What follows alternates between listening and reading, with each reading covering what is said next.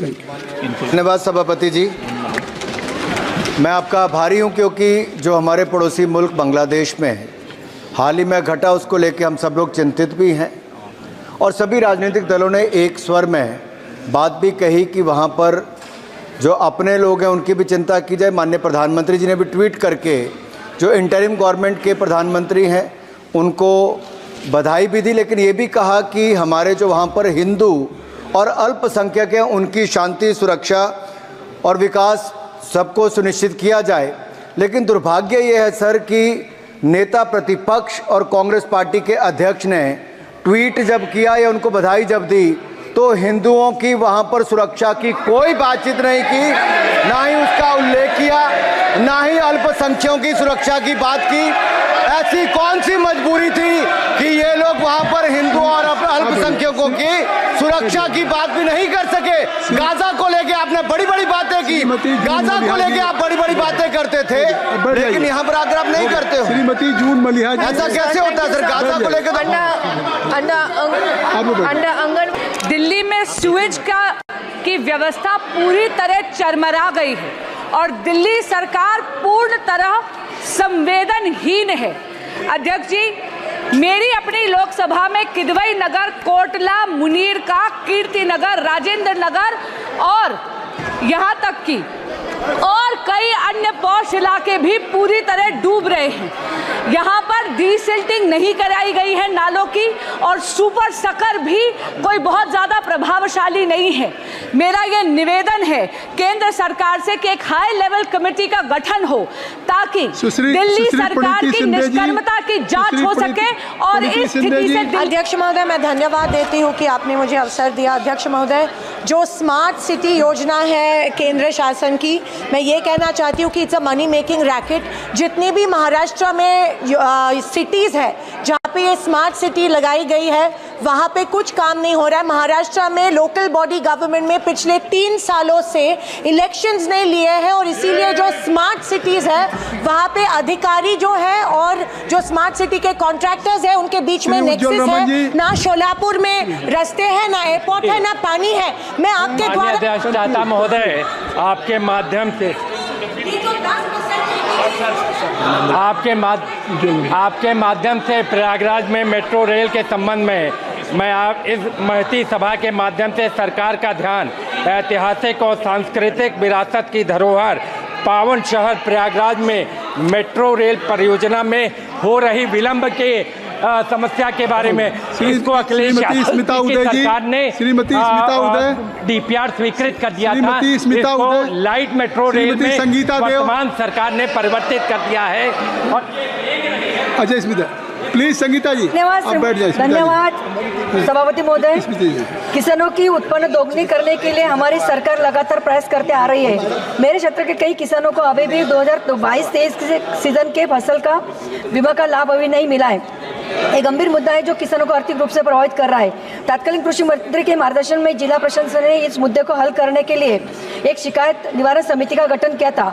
समिति ने लगभग 12,000 किसानों को 8,000 में से 2,000 किसानों से तत्काल अर्ज को समिति को दाखिल किया था और उसके बाद समिति ने इसमें जांच पड़ताल कर लगभग 6,690 किसानों को दावा का सत्यापन किया। अपनी मांग करिए, अपनी मांग करिए। मिला है। मैं सरकार से अनुरोध करती हूँ कि मैं तत्काल संबंधित अधिकारियों को निर्देशित कर इस प्रक्रिया को तेजी से लगाएं। Sir, for giving me the opportunity. NH 50, NH 48 and NH 69 and connects passes through 3 major districts of central Karnataka, which is Vijayanagara, Davangere and Shimoga. So, Speaker sir, I request the Minister of Road Transport and Highways to upgrade SH 25 as national highway from Mariamnalli to Shimoga in the state of Karnataka, which is a long pending demand of the people from central Karnataka. And this upgradation of state highway improves the socio-economic. मैं किसानों के एक बहुत ही गंभीर विषय पर आपका ध्यान दिलाना चाहता हूं। कर्नाटक में पिछले 1 वर्ष में 1200 किसानों ने आत्महत्या कर ली। कर्नाटक सरकार की किसान विरोधी नीतियों के कारण माननीय अध्यक्ष जी, और वहीं उनके एक मंत्री ने किसानों के लिए कहा कि किसान आत्महत्या इसलिए कर रहे हैं कि 5 लाख रुपए किसानों को मिलते हैं। ये बड़ी शर्म की बात है। वहीं कर्नाटक की सरकार ने 4,000 रुपए हमारी भाजपा की सरकार ने उस समय दिए थे, प्रधानमंत्री किसान सम्मान निधि में ऐड किए थे माननीय प्रधानमंत्री जी के साथ, उसको भी बंद कर दिया है। मैं आपसे निवेदन करता हूं, वहां किसान आत्महत्या कर रहे हैं कर्नाटक के अंदर, एक केंद्र की सर्वदलीय कमेटी बना के सांसदों की भेजने की कृपा करें माननीय अध्यक्ष। श्रीमती शताब्दी राय। আমার লোকসভা কেন্দ্র বীরভূমের লোহাপুর স্টেশন থেকে মোরগ্রাম স্টেশন পর্যন্ত রেল লাইনের পাশে যে রাস্তা গেছে সেটার অবস্থা খুবই খারাপ। বহুদিন বলার পরেও রেল মন্ত্রণালয় থেকে কিচ্ছু করেনি। আমার প্রশ্ন, যারা ভোট দিয়ে আমাদের জেতায়, যারা এই অনুরোধ করতে অভিযোগ করতে আসে, তার উত্তর রেল মন্ত্রণালয়কে দেওয়া উচিত, রেলমন্ত্রী উত্তর দেওয়া উচিত, আমাদের নয়। কেন এই কাজগুলো বারবার বলার পরেও হয়নি? এবং শ্রীকৃষ্ণপুর পাখুড়িয়াতে ওভারব্রিজ এবং আন্ডারপাসের দরকার। सर इतना भी टाइम नहीं देंगे। आप तो खुद 3 मिनट बोल के गया, 3 सेकंड में क्या बोल सकते, 30 सेकंड में क्या बोल सकते? 3 घंटा बैठे फिर बोलने नहीं देंगे।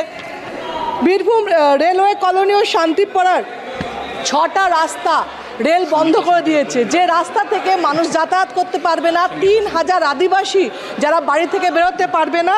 এবং হরিজনপল্লী কসাইপুর ডাকবাংলা পাড়াতেও একই অবস্থা, যেখানে 4000 বাসী থাকেন, যারা বেরোতে পারছে না, স্কুল যেতে পারছে না, তার ব্যবস্থা নেই। এবং রেল মন্ত্রণালয়কে বারবার বলার পরেও কেন তারা কোনো উত্তর দিচ্ছে না, কেন তারা কাজ করছে না, তার উত্তর দিক। ধন্যবাদ। Chowdhury, thank you. धन्यवाद सभापति महोदय। आपके माध्यम से अपने क्षेत्र की एक बेहद गंभीर किसानों की समस्या आपके समक्ष रखना चाहती हूँ।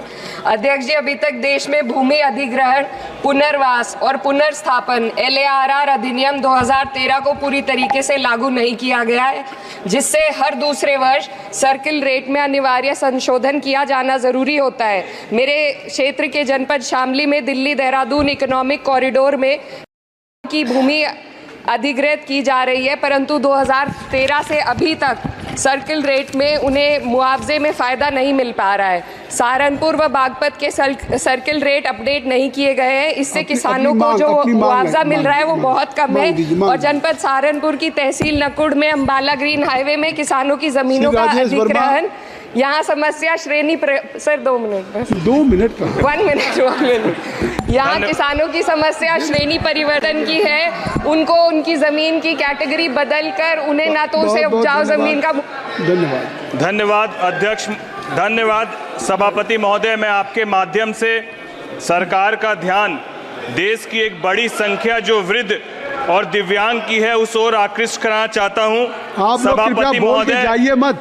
सभापति महोदय, राष्ट्र सामाजिक सहायता कार्यक्रम के तहत सरकार के द्वारा 200 से 500 रुपए तक पेंशन वृद्ध को और दिव्यांगों को दिया जाता है, लेकिन मैं आपके माध्यम से सरकार से अनुरोध करता हूं कि मेरे लोकसभा क्षेत्र खगड़िया और बिहार में केवल 400 रुपया मात्र वृद्ध लोग को दिया जाता है, जिसमें लगभग जो वृद्ध हैं वो दवाइयों के ऊपर निर्भर रहते हैं। तो मेरी बस यही मांग है कि वृद्ध पेंशन को जो है बढ़ाकर कम से कम 1000 रुपये किया जाए। धन्यवाद।